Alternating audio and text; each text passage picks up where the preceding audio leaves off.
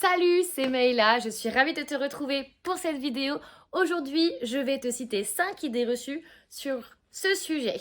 Doit-on laisser bébé pleurer jusqu'à épuisement? Un gros sujet. Si tu es jeune parent ou que tu l'as été ou que tu le deviendras, forcément on se pose un milliard de questions et cette histoire des pleurs revient continuellement. C'est pour ça qu'aujourd'hui, je voulais faire le point avec toi. Je ne vais pas tout redétailler. Je te laisserai en barre d'infos l'article que j'ai rédigé autour de ça. Aujourd'hui, on va surtout s'intéresser aux 5 idées reçues. Mais c'est très important pour moi de voir ça avec toi pour pouvoir répondre quand même à certaines questions. Avant de commencer, je t'invite à t'abonner à ma chaîne YouTube si ce n'est pas encore fait, à activer également la petite cloche. Et forcément, à la fin de la vidéo, si jamais tu as des questions, que tu as envie de réagir par rapport à ce que je te dis, n'hésite pas à laisser un commentaire et, si ça te plaît, mettre un petit pouce. C'est parti!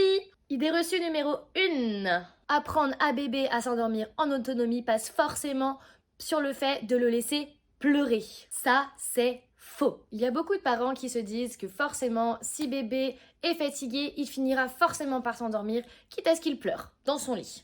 Ce qui est important à savoir, c'est que bébé ne pleurera jamais sans raison. Il y aura toujours quelque chose qui fera qu'il le réveille dans la nuit ou alors qui fait qu'il n'arrive pas à s'endormir. Il y a plusieurs raisons à ça. Ça peut être parce qu'il a faim, parce que sa couche est sale, parce qu'il a trop envie de dormir. Ça peut jouer aussi. Parce qu'il a des angoisses, parce qu'il a mal quelque part ou parce que son environnement n'est pas adapté. Dans tous les cas, il peut y avoir des raisons. Attention, je ne te dis pas de courir tout de suite dans la chambre de ton enfant s'il se réveille en pleurant. Je mets des nuances. Lorsque les professionnels de la petite enfance ou que d'autres personnes vont vous parler de laisser pleurer l'enfant, ça va être d'essayer d'observer et de comprendre pourquoi à ce moment-là, il va pleurer. Généralement, c'est parce qu'il va être dans un sommeil plutôt léger, donc il va faire des micro-réveils. Ça ne veut pas forcément dire qu'il va se réveiller tout de suite, donc parfois il va faire des petits chouinements, il va pleurnicher un peu, ou alors sa tétine est tombée, mais il est capable de la remettre, ou alors de s'endormir sans. Voilà, le but c'est de ne pas courir tout de suite et vraiment d'attendre et de savoir à quel moment intervenir. Parce que dans ces cas-là, peut-être que même si tu interviens, au final, tu vas le réveiller, ton enfant, parce qu'il est peut-être en sommeil transitionnel. Après, il y a des parents qui prennent le pli de laisser plus longtemps pleurer son enfant dans son lit avant qu'il ne s'endorme, tout simplement parce qu'eux-mêmes sont fatigués, qu'ils ont absolument besoin de repos. Et dans ces cas-là, c'est vrai que la balance est à se faire. Là, c'est vraiment à toi de juger.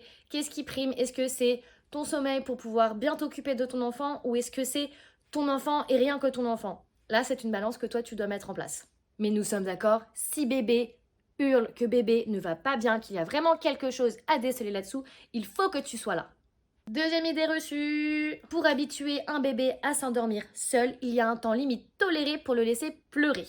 Par exemple, ça va être de le laisser pleurer pendant 15 minutes, ou 20 minutes, ou 10 minutes. Encore une fois, c'est faux. Si tu me suis un petit peu depuis quelques semaines, voire quelques mois, ce que je répète continuellement, c'est que chaque enfant est différent et que chaque situation est différente. Déjà, je vais te prendre un exemple tout simple. Si tu es parent de plusieurs enfants, tu dois forcément le savoir. Et si tu n'as qu'un enfant, tu l'as peut-être entendu quelque part. Pour ton premier enfant, peut-être que tu intervenais toutes les 4 secondes dans la chambre de ton petit et qu'il pleurait.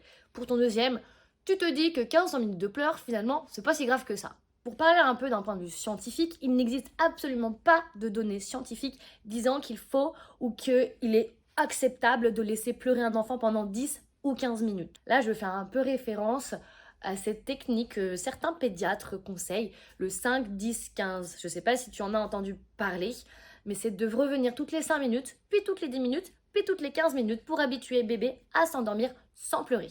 Autant te dire que j'aime pas trop cette technique. Comme je te l'ai dit dans la première idée reçue, c'est qu'il faut observer. Encore une fois, si ton bébé pleure, c'est qu'il y a une raison. Est-ce que c'est parce qu'il a un petit réveil et dans ces cas-là, effectivement, ce n'est pas forcément utile d'y aller? Est-ce que c'est une décharge émotionnelle et dans ces cas-là, soit il accepte que tu sois là, soit il a besoin de décharger tout seul parce que ça arrive qu'il y ait des enfants qui ont besoin de se décharger tout seul. C'est rare, mais ça arrive. Soit c'est un autre élément, comme je t'ai cité tout à l'heure, je ne vais pas te le reciter encore et encore et encore. Chaque parent doit donc pouvoir s'adapter à son enfant, à sa situation, à son environnement. À toi d'observer, à toi de voir ce qui convient le mieux pour toi et pour ton bébé. Troisième idée reçue. Une fois que mon bébé aura appris à faire ses nuits tout seul ou à s'endormir tout seul, il le fera définitivement. Oui, il y en a qui se posent cette question-là. Et c'est pas forcément une mauvaise question, parce que dans un sens, on se dit que tout apprentissage est acquis. Mais le sommeil, c'est quelque chose de tellement compliqué. Ce n'est pas parce que tu as trouvé la méthode adaptée à ton bébé à ce moment-là que forcément ça marchera tout le temps. Il y a plein d'éléments extérieurs qui vont faire que ça va pouvoir être perturbé. Le premier, c'est que ton bébé grandit. Si ton bébé réussit à s'endormir sereinement dans les premiers temps, ça ne veut pas dire que plus tard, il aura une grosse régression du sommeil et ne parviendra plus du tout à s'endormir correctement et fera des réveils nocturnes pour X ou Y raison. Je ne dis pas que ça va arriver, mais c'est possible. Et surtout, c'est ok. Et il faut pouvoir l'accepter et se dire, ok, bah là, on va retravailler et c'est pas grave. C'est un peu pénible parce qu'en plus de ça, on est fatigué, mais c'est pas grave, c'est normal, ça fait partie de l'apprentissage du sommeil. Quatrième idée reçue. L'apprentissage du sommeil ou le non-apprentissage du sommeil pourrait nuire au bon développement de mon enfant pour le futur.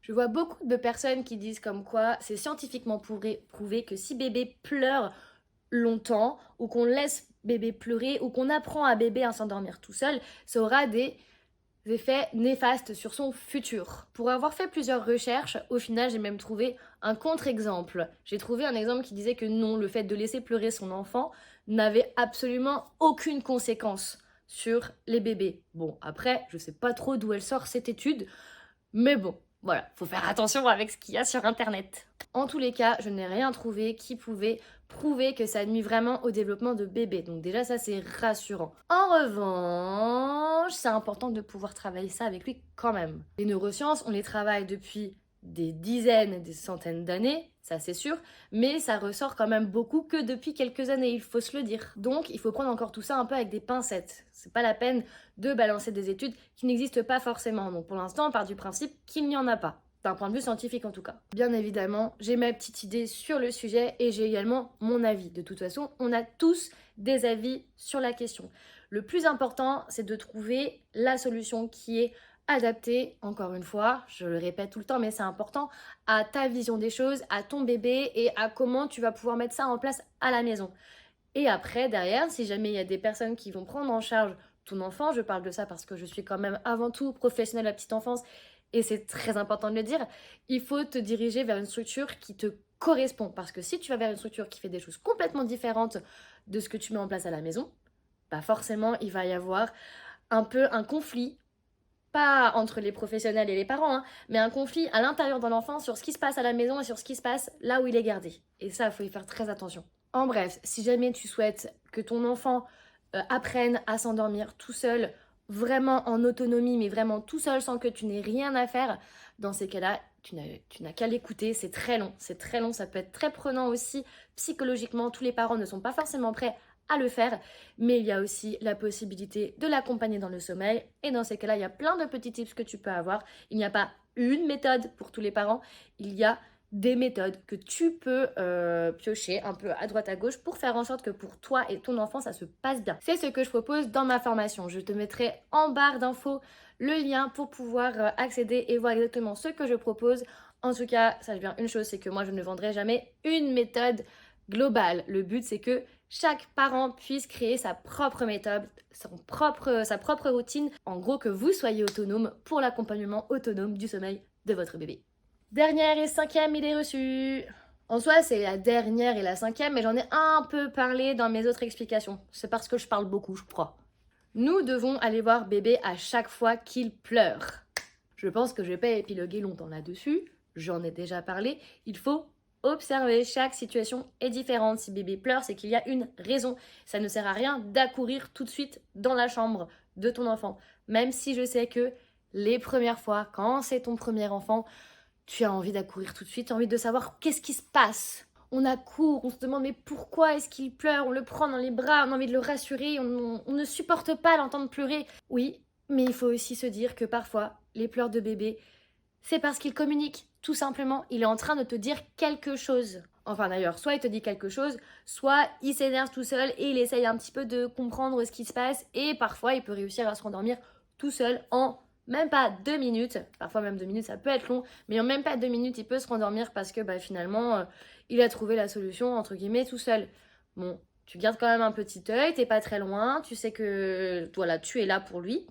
Mais ça sert à rien d'accourir tout de suite ou de lui donner à manger tout de suite ou de le changer tout de suite parce que si ça se trouve, c'est pas du tout ça. Donc prends le temps d'observer. Si ton bébé pleure, c'est qu'il y a une raison. Si je te dis tout ça, c'est parce qu'il y a du vécu et qu'il y a des risques. Que par exemple, si dès que ton bébé pleure, tu le nourrisses, il fasse des associations à la nourriture et que derrière, ça fasse des troubles de l'alimentation. En conclusion, est-ce qu'il faut laisser bébé pleurer jusqu'à épuisement? Je pense que tu as un peu deviné ma réponse. Moi, ça va être non. Bébé n'a pas à s'endormir comme ça. C'est qu'il y a vraiment quelque chose qui se passe. S'il se met dans des situations où il pleure et continue de pleurer et qu'il s'endorme parce que justement il est épuisé d'avoir pleuré, c'est pas ok, c'est qu'il y a eu quelque chose. C'est comme si on te laissait toi dans ton mal-être parce que tu n'as pas à manger, parce que je ne sais pas moi, ton lit il est trop dur, parce qu'il y a trop de vent, parce que t'as trop chaud, parce que t'as plein de raisons. Et ben c'est un peu maltraitant quand même, il faut le dire. Donc observe ton enfant, va le voir, essaye de comprendre ce qui se passe, n'interviens pas trop vite, n'interviens pas forcément tout de suite. C'est un travail, l'endormissement. Et je sais que parfois il y a des parents qui sont fatigués et ils n'ont pas forcément le temps de prendre ce temps-là justement, sauf que c'est la clé de tout. Si tu veux en savoir plus, je t'invite vraiment à aller checker la formation que j'ai prévue pour tous les parents, pour n'importe quelle situation. Derrière, on peut avoir de la communication, ça nous permettra d'essayer de creuser un petit peu plus le sujet. Donc je te laisse tout ça en barre d'infos, sinon tu peux retrouver mon blog ou mes différentes vidéos sur ma chaîne YouTube. N'hésite pas à me laisser un pouce si cette vidéo t'a plu, me laisser un petit commentaire, ça me ferait vraiment très plaisir de pouvoir te lire et répondre soit à tes questions, soit à tes réactions. Voilà, merci de m'avoir suivi. Je te dis à très bientôt pour une prochaine vidéo. Et voilà.